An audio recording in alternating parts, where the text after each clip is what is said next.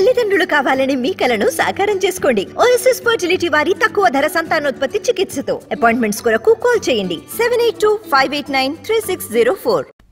తమ ప్రభుత్వంలో పంటల విస్తీర్ణాన్ని 2 కోట్ల ఎకరాలకు చేర్చామన్నారు కేటీఆర్. దీనికి సీఎం రేవంత్ రెడ్డి కౌంటర్ ఇచ్చారు.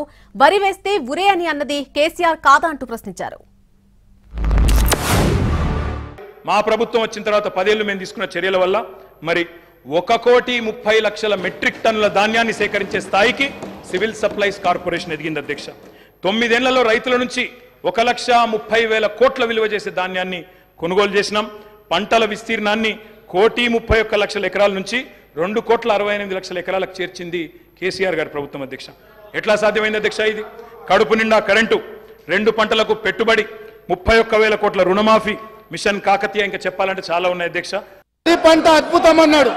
చివరికి వడ్లు కొనుగోలు చేయక, కొనుగోలు కేంద్రాలు తెరవక, కల్లాల మీద కుప్పలలో రైతులు చచ్చిపోతుంటే రైతులను ఆదుకోమని ప్రతిపక్షాలుగా మేమందరం, ముఖ్యంగా మా మిత్రుడు కోమటిరెడ్డి వెంకటరెడ్డి గారు, మేము కాంగ్రెస్ పార్టీ శ్రేణులందరూ కల్లాల్లోకి కాంగ్రెస్ అని, వరి దీక్ష అని రైతులను ఆదుకోమని ప్రభుత్వం మీద ఒత్తిడి తీసుకొచ్చి దీక్షలు చేసి ఈ ప్రభుత్వం మెడలు ఉంచడానికి ప్రయత్నం చేసినప్పుడు ముఖ్యమంత్రి గారు ఆనాడు ఏమన్నారు?